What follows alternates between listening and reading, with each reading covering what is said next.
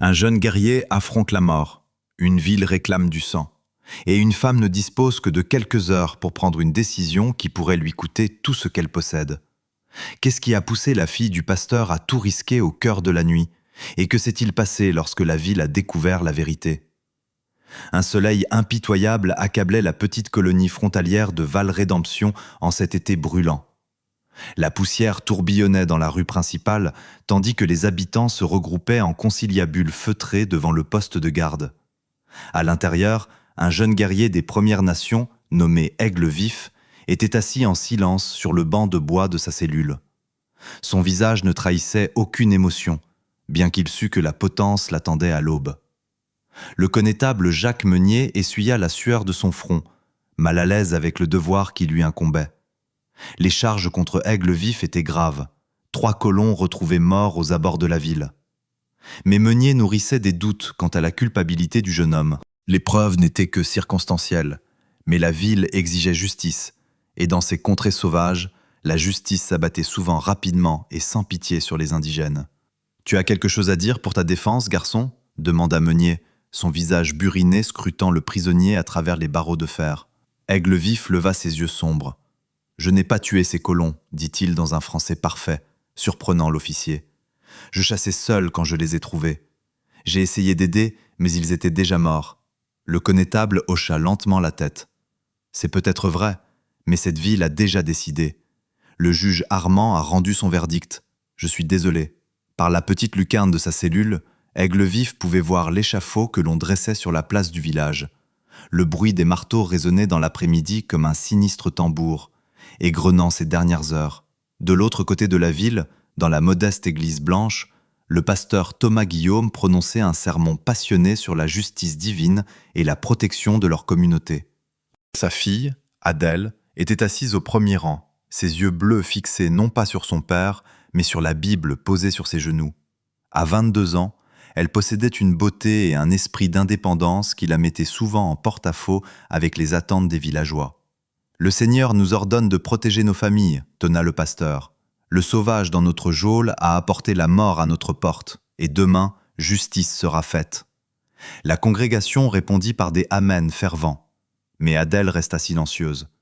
Elle avait vu Aigle Vif être amené en ville 3 jours plus tôt, fier malgré ses mains liées, digne malgré les huées et les menaces. Quelque chose dans sa force tranquille avait piqué sa curiosité. Après l'office, alors que les habitants se dispersaient, Adèle s'approcha de son père.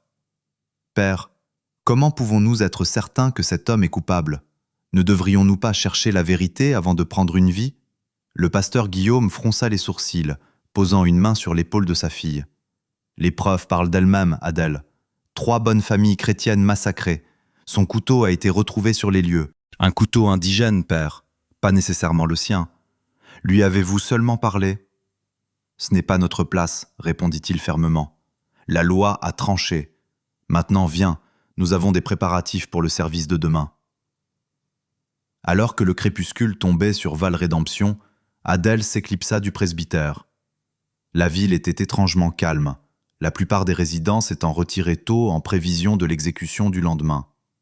Elle se glissa dans les ombres vers le poste de garde, le cœur battant à tout rompre contre ses côtes. Le connétable Meunier était assis à son bureau, finissant un verre d'eau de vie lorsqu'elle entra. Il leva les yeux, surpris. « Mademoiselle Guillaume, qu'est-ce qui vous amène ici à cette heure ?»« J'aimerais parler au prisonnier, connétable, » dit-elle, la voix plus assurée qu'elle ne le sentait. Meunier hésita.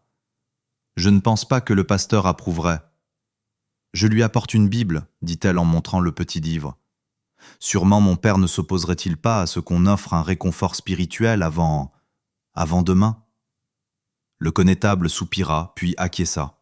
« 5 minutes, mademoiselle Adèle, pas plus. » Il la conduisit à la cellule où Aigle Vif était assis en tailleur sur le sol, les yeux fermés, comme en méditation.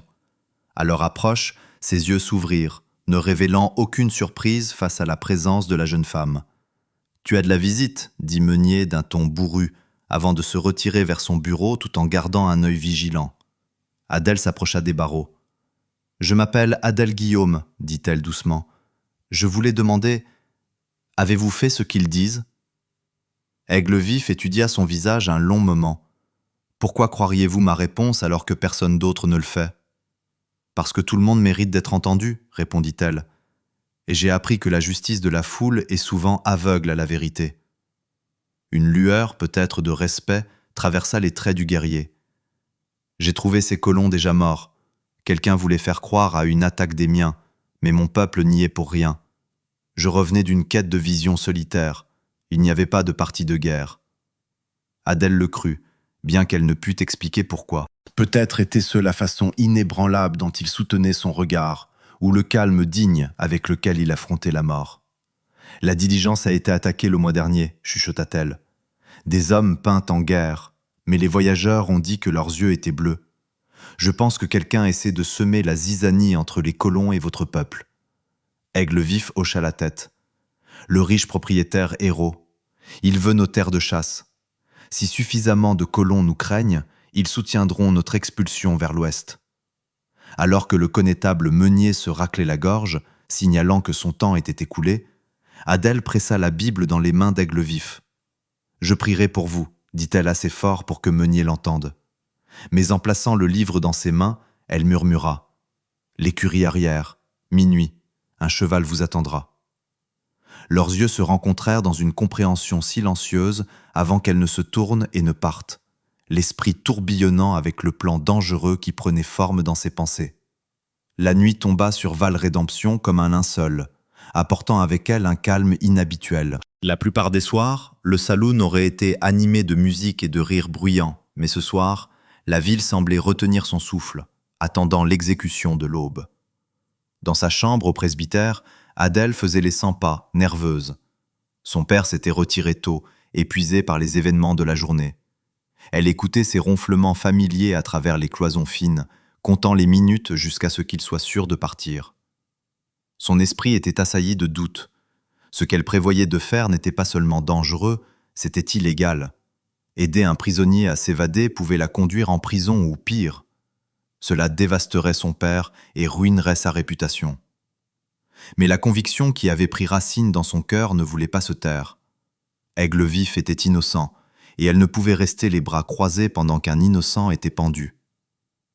À 11h30, Adèle enfila sa robe la plus sombre et chaussa une paire de bottines de cheval. Elle tressa ses cheveux serrés et les couvrit d'un châle. Dessous son matelas, elle récupéra la clé qu'elle avait discrètement prise au crochet près de la porte de la cuisine, la clé de l'écurie de son père. La nuit était sans lune, parfaite pour son dessein. Elle se glissa par la porte arrière et se fraya un chemin à travers les ombres, évitant la rue principale où une lanterne brûlait encore devant le bureau du connétable. Lorsqu'elle atteignit la petite écurie, elle déverrouilla la porte d'une main tremblante et fit sortir Belle, leur jument la plus fiable. « Doucement, ma belle » chuchota-t-elle en caressant le museau du cheval. « Nous devons être silencieuses ce soir. » Elle guida la monture à travers les ruelles arrière de la ville, empruntant un itinéraire détourné pour éviter d'être vue. L'écurie arrière qu'elle avait mentionnée à Aigle-Vif appartenait au vieux monsieur Corbeil, décédé l'hiver dernier.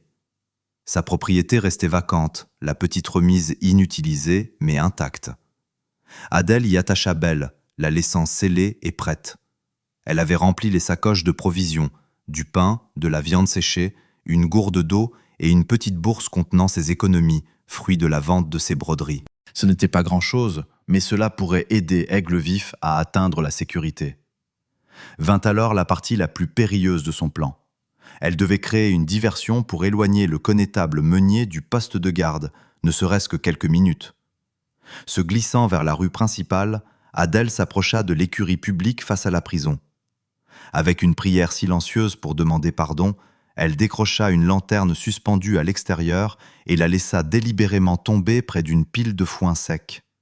Les flammes prirent rapidement.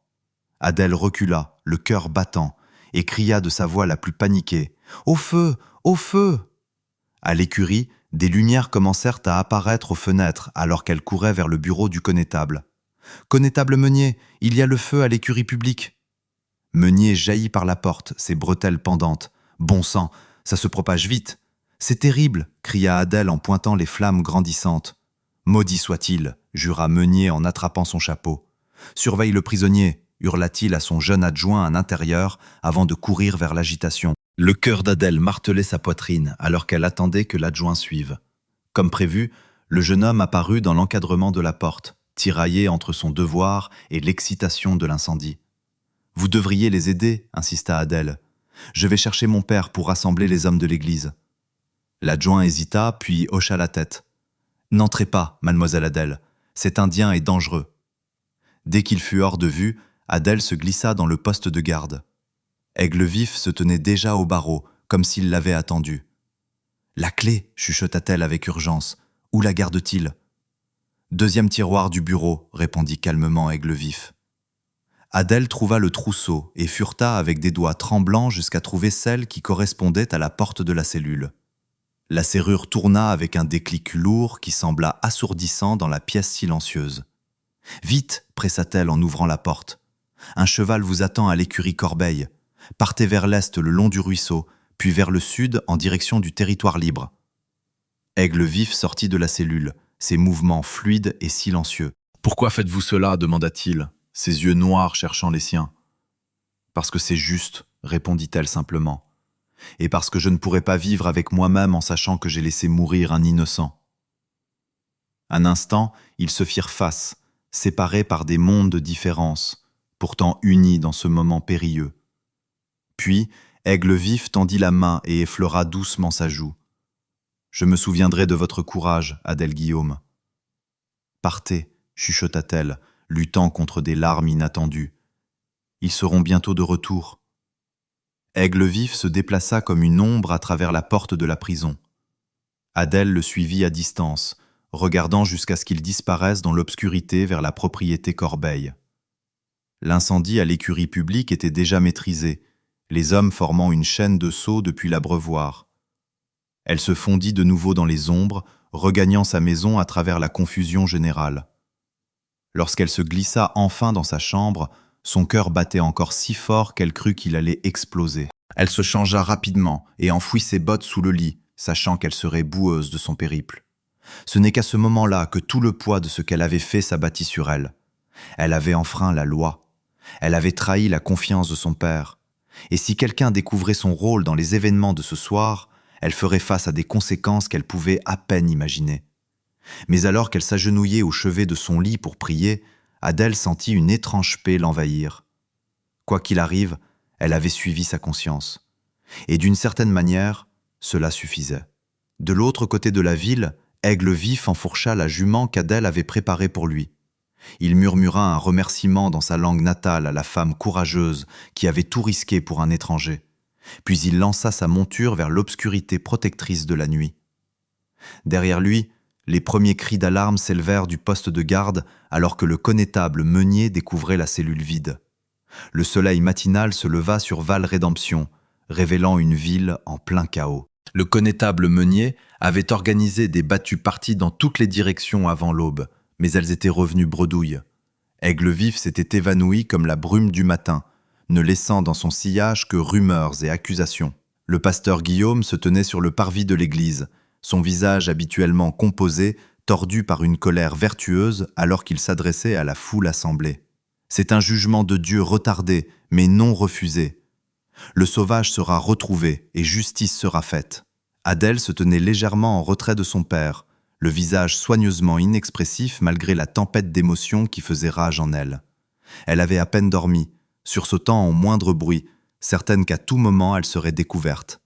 Désormais, face à la colère des habitants, elle sentait le poids de son secret l'écraser comme un fardeau physique. « Quelqu'un dans cette ville a aidé ce meurtrier à s'échapper », déclara le juge Armand, ses bajous tremblants d'indignation. « Et quand nous découvrirons qui c'est, il se balancera à ses côtés. » Un murmure parcourut la foule. Les voisins commencèrent à s'épier avec suspicion. Adèle se força à respirer calmement, bien que son cœur s'emballât. Quelqu'un se souviendrait-il de l'avoir vue la nuit dernière ? Avait-elle laissé des traces ? Le connétable Meunier leva les mains pour demander le silence. « Ne nous retournons pas les uns contre les autres. L'important est de retrouver le prisonnier. J'ai envoyé des télégraphes aux villes voisines. Il n'a nulle part où se cacher. » « Et qu'en est-il des sympathisants à la mission ?» lança François Ayrault, le riche propriétaire terrien. Homme massif au regard froid, il commandait l'attention dès qu'il prenait la parole. Cette Quaker prend toujours leur parti. Mademoiselle Rebecca a soigné les malades à sa mission toute la semaine, répondit fermement le connétable, et je ne tolérerai pas d'accusations lancées sans preuve. Alors que le rassemblement se dispersait, Adèle sentit un regard peser sur elle. Se tournant légèrement, elle croisa les yeux perspicaces de l'adjoint Vincent. Le jeune homme plissa les yeux, pensif, avant de détourner le regard. Se souvenait-il de sa présence au poste de garde la nuit précédente? Son estomac se noua de peur. « Adèle !» appela son père, interrompant ses pensées. « Viens, nous avons beaucoup à discuter. » À l'intérieur du presbytère, le pasteur Guillaume faisait les 100 pas dans le petit salon. « Cette évasion est l'œuvre du diable, déclara-t-il. La justice du Seigneur contrecarrée par quelqu'un sans compas moral. » Peut-être, dit Adèle avec prudence, était-ce quelqu'un qui croyait en son innocence? Son père s'arrêta net pour la dévisager. Innocence? Les preuves étaient claires. Pourquoi suggérerais-tu une telle chose? Adèle baissa les yeux vers ses mains. Je voulais seulement dire que quelqu'un a pu avoir des doutes. Le doute mène au péché lorsqu'il contredit les autorités ordonnées par Dieu, répliqua-t-il sévèrement. Le connétable Meunier et le juge Armand ont déterminé sa culpabilité selon la loi. Et si la loi avait tort? Les mots lui échappèrent avant qu'elle ne puisse les retenir. L'expression de son père s'assombrit. Tu passes trop de temps avec mademoiselle Rebecca à cette mission. Ces notions Quaker empoisonnent ton esprit contre l'ordre établi. Adèle se mordit la langue pour ne pas riposter. À la place, elle hocha la tête docilement. Je suis désolé, père. J'ai parlé sans réfléchir. Plus tard cet après-midi, là, Adèle se dirigea vers la petite mission à l'orée de la ville. Rebecca, une femme d'une 40aine d'années, issue de la communauté des amis, avait établi ce lieu 2 ans auparavant pour prodiguer soins et éducation à quiconque en avait besoin, y compris les indigènes voisins. Cela l'avait rendue impopulaire auprès de nombreux habitants, mais ses talents de guérisseuse assuraient une tolérance réticente à sa présence. Pour Adèle, Rebecca représentait tout ce qu'elle admirait, l'indépendance, la compassion et des principes inébranlables. La mission était une structure simple, mi-clinique, mi-école. Adèle trouva Rebecca en train de broyer des herbes médicinales. « Adèle !» salua chaleureusement la femme plus âgée. « Je me demandais si tu viendrais aujourd'hui. La ville doit être en émoi. »« Elle l'est, » confirma Adèle, jetant un coup d'œil alentour pour s'assurer qu'elles étaient seules. « Mademoiselle Rebecca, j'ai besoin de vos conseils. » La Quaker étudia son visage. « Cela semble grave. Viens t'asseoir. » Adèle hésita, puis décida de parler de manière hypothétique. Si quelqu'un aidait un prisonnier à s'échapper parce qu'il le croyait innocent, cela serait-il mal aux yeux de Dieu? Les yeux vifs de Rebecca se plissèrent. « Tu parles de l'homme qui s'est enfui ?»« Hypothétiquement, insista Adèle. »« Je vois. » Rebecca posa son pilon. « Dans ma foi, nous croyons que Dieu parle au cœur de chaque personne. Si l'on agit selon cette lumière intérieure, même contre la loi des hommes, on répond à un appel plus élevé.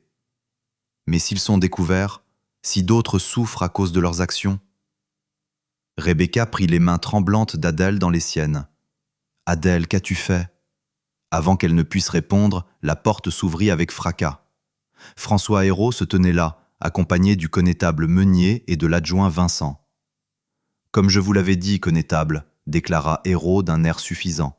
« La fille est venue tout droit retrouver sa complice. » Meunier semblait mal à l'aise. « Mademoiselle Rebecca, nous devons fouiller les lieux. Nous avons des raisons de croire que le fugitif pourrait se cacher ici. »« De quelle autorité ?» demanda calmement Rebecca en se levant. « De la mienne, » grogna Hérault. « C'est sur mes terres que vous squattez, femme. »« Vous savez très bien que j'ai acheté cette parcelle légalement, » répondit Rebecca, nullement intimidée. Le connétable Meunier s'avança. « Mademoiselle Rebecca, s'il vous plaît, ne compliquez pas les choses. L'adjoint Vincent a vu mademoiselle Adèle au poste de garde hier soir, juste avant que l'incendie ne se déclare à l'écurie. » Adèle sentit le sang quitter son visage alors que tous les regards se tournaient vers elle. L'adjoint Vincent avait l'air presque désolé. « Je m'en suis souvenu quand je vous ai vu au rassemblement ce matin, dit-il. Vous m'aviez dit que vous alliez chercher votre père, mais le pasteur Guillaume affirme que vous n'êtes rentré qu'après que l'alarme a été donnée. »« J'ai été retenu pour aider avec le feu, balbutia Adèle. Personne ne se souvient vous avoir vu là-bas, dit froidement Hérault. Connétable, arrêtez-les toutes les deux. L'ami des Indiens et la fille égarée du pasteur. Nous leur ferons dire la vérité. Attendez une minute, protesta Meunier. Nous n'avons pas de preuves. Les preuves seront trouvées, l'interrompit Hérault. Ou peut-être sympathisez-vous avec elle aussi, connétable. Peut-être avons-nous besoin d'une nouvelle direction dans cette ville. Le visage de Meunier se durcit face à la menace. Il se tourna vers Adèle, le regret dans les yeux. « Je suis désolé, mademoiselle Adèle, mais je dois vous emmener pour un interrogatoire. Vous aussi, mademoiselle Rebecca. » Alors qu'elles étaient conduites hors de la mission, Adèle aperçut des cavaliers arrivant au grand galop en ville. Son cœur sombra lorsqu'elle reconnut son père parmi eux. Son visage devint un masque d'incrédulité et de colère lorsqu'il la vit en état d'arrestation. « Quelle est la signification de ceci ?» exigea-t-il en descendant rapidement de cheval. « Votre fille a aidé un meurtrier à échapper à la justice, » annonça Hérault assez fort pour que tous entendent. « Elle a trahi sa ville, sa foi et son père. » Alors qu'Adèle était conduite vers la prison, les murmures et les accusations la suivaient comme des ombres.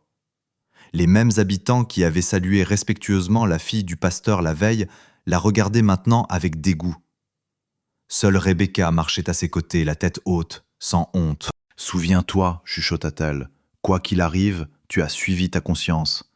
Il y a de la force là-dedans. » La porte de la cellule se referma avec un bruit métallique lourd, enfermant Adèle et Rebecca dans le même espace où Aigle Vif avait été détenu à peine 24 heures plus tôt. L'ironie n'échappa pas à Adèle, qui s'effondra sur le banc de bois, son courage vacillant enfin. « Que vont-ils nous faire ?» murmura-t-elle. Rebecca s'assit près d'elle, conservant son calme digne. « Ils vont essayer de faire de nous un exemple, je le crains. Hérault veut mon départ depuis mon arrivée. Et toi, tu as défié les certitudes de la ville et leur propre droiture. Cela ne se pardonne jamais facilement. » Devant le poste de garde, une assemblée improvisée s'était formée. Par la petite fenêtre, Adèle pouvait voir son père se tenir à l'écart de la foule, le visage livide, tandis que François Hérault attisait la frénésie des habitants. D'abord, ils laissent les sauvages s'échapper. Ensuite, ils les inviteront dans nos maisons pour nous égorger dans notre sommeil, hurlait Hérault. Je dis qu'on n'attend pas un juge venu de la capitale. Une justice expéditive, voilà ce qu'il nous faut. Le connétable Meunier se tenait sur les marches de la prison, la main planant près de son pistolet. « C'est toujours ma ville, Hérault, et il n'y aura pas de lynchage sous ma garde. Ces femmes auront un procès équitable. » « Comme le procès équitable que vous avez donné à cet Indien ?» lança quelqu'un. Meunier tressaillit visiblement à cette remarque. Le juge Armand fendit la foule, son autorité judiciaire pesant lourd même hors du tribunal. « Un procès commencera demain, annonça-t-il. D'ici là, j'exige que l'ordre soit maintenu. » Ses yeux se fixèrent sur Hérault. « Par tout le monde. » Au crépuscule, le pasteur Guillaume demanda la permission de parler à sa fille. Le connétable Meunier l'escorta jusqu'à la cellule, puis s'effaça pour leur laisser un peu d'intimité, tout en restant à portée d'oreille. Le révérend se tenait raide devant les barreaux, le visage figé dans un masque d'angoisse contenue. « Pourquoi, Adèle, au nom de Dieu? Pourquoi ?» Adèle soutint le regard de son père avec fermeté. « Parce qu'il était innocent, père. Les vrais tueurs courent toujours. Tu ne peux pas le savoir. »« Je le sais, insista-t-elle. Aigle Vif revenait d'un voyage spirituel lorsqu'il a trouvé ses colons déjà morts. Quelqu'un voulait faire croire à l'œuvre de son peuple. Et tu crois la parole d'un sauvage plutôt que le jugement de ta propre communauté, de ton propre père ?» La voix d'Adèle s'adoucit. « J'ai cru ce que ma conscience me dictait comme étant juste. N'est-ce pas ce que vous m'avez toujours enseigné, d'écouter la voix de Dieu dans mon cœur ? Pas lorsqu'elle contredit les Écritures et l'autorité établie, contre-attaque-t-il, les jointures blanchies à force de serrer sa Bible. Tu as enfreint la loi, Adèle. Tu as jeté la honte sur notre famille et notre Église. Je suis désolée pour la peine que je vous cause, dit-elle sincèrement. Mais je ne peux me repentir d'avoir empêché la mort d'un innocent. Le pasteur secoua la tête avec tristesse. Tu as toujours été entêté, comme ta mère. Je crains que cela ne t'ait mené sur un chemin de destruction. » Il se tourna pour partir, puis marqua une pause. « Je prierai pour ton âme, ma fille. » Après son départ, Adèle pleura doucement tandis que Rebecca lui offrait un réconfort silencieux. Les heures passèrent et la ville s'apaisa. La plupart des groupes de recherche étaient rentrés bredouille, et un lourd nuage de frustration et de peur planait sur Val-Rédemption. Vers minuit, Adèle fut tirée de son sommeil par un bruit léger à la fenêtre. Un visage apparut dans l'obscurité, non pas Aigle Vif comme son cœur emballé l'avait d'abord imaginé, mais l'adjoint Vincent. « Mademoiselle Adèle, » chuchota-t-il avec urgence, « écoutez-moi attentivement. » Rebecca rejoignit Adèle près de la lucarne. « Que se passe-t-il, jeune homme ? Les hommes d'Hérault s'enivrent à l'auberge et parlent de prendre la prison d'assaut ce soir, » expliqua Vincent précipitamment. Le connétable essaie de rassembler des hommes pour les arrêter, mais il y a autre chose. J'ai trouvé des traces aujourd'hui. En les remontant depuis l'endroit où votre ami s'est enfui, elles menaient au ranch d'Hérault. Les yeux d'Adèle s'écarquillèrent. Que voulez-vous dire ? Des empreintes de bottes, pas de mocassins, allant et venant du lieu où ces colons ont été tués. Et j'ai trouvé ceci. Il tendit une boucle de ceinture en argent aux gravures élaborées. Elle appartient à Joseph Crête, le contremaître d'Hérault. C'est Hérault qui a fait tuer ces colons. Pour accuser les indigènes, souffla Rebecca. Vincent hocha la tête d'un air sombre. Il veut leur terre de chasse. Avec l'armée qui les pousse vers l'ouest et les colons trop effrayés pour protester, il secoua la tête. J'ai apporté ceci au connétable Meunier, mais avant qu'il ne puisse agir, Hérault l'a accusé d'être de mèche avec vous deux. Où est le connétable maintenant ? Demanda Adèle. Enfermé chez lui par les hommes d'Hérault. Il prétend exercer une autorité temporaire jusqu'à l'arrivée du juge de circuit. L'expression de Vincent s'assombrit. Mais je ne pense pas qu'ils aient l'intention d'attendre un juge. Un tumulte venant de la direction de l'auberge fit se baisser Vincent sous le rebord de la fenêtre. « Je dois y aller. J'ai envoyé un message à la patrouille de l'armée au Fort Saint-Louis pour les prévenir. Ils devraient arriver au matin. » « Mais nous n'aurons peut-être pas jusqu'au matin, » conclut Rebecca d'un ton grave. Alors que Vincent disparaissait dans les ombres, Adèle pouvait entendre les bruits menaçants d'une foule en colère se rassemblant. Rebecca lui prit la main, la serrant pour la rassurer. « Quoi qu'il arrive, nous restons dans la vérité, » dit-elle fermement. Les minutes s'égrenèrent avec une lenteur atroce. Le bruit dehors s'amplifiait, voix colériques, fracas de bouteilles, piétinement de bottes sur la rue poussiéreuse. Adèle ferma les yeux, priant silencieusement pour trouver du courage. Soudain, un son différent déchira la nuit. Un cri de guerre aigu, perçant, suivi par le tonnerre des sabots. Adèle se précipita à la fenêtre pour voir des cavaliers déferler dans la rue principale. Leur silhouette était inimitable au clair de lune. « Les siens !» murmura-t-elle avec admiration. En tête chevauchait Aigle Vif, non plus prisonnier, mais guerrier en grand apparat. Derrière lui suivaient au moins 20 braves, leur présence dégrisant instantanément la foule prête au lynchage. Même les hommes d'Hérault reculèrent dans la confusion. Les portes des maisons s'ouvrirent à la volée alors que les habitants émergeaient, certains armés, tous effrayés. Mais au lieu d'attaquer, les cavaliers formèrent une ligne infranchissable en travers de la rue principale, créant une barrière entre la foule et la prison. Aigle Vif mit pied à terre et s'avança, l'allure royale et contrôlée. « Je suis revenu », clama-t-il dans un français clair, « pas pour la vengeance, mais pour la justice. » Des ombres surgit le connétable Meunier, apparemment libéré de sa détention, et à ses côtés, l'adjoint Vincent. Le regard du connétable balaya les visages stupéfaits des villageois. « Ces hommes, » annonça Meunier en désignant Aigle Vif et ses compagnons, « ont apporté des preuves.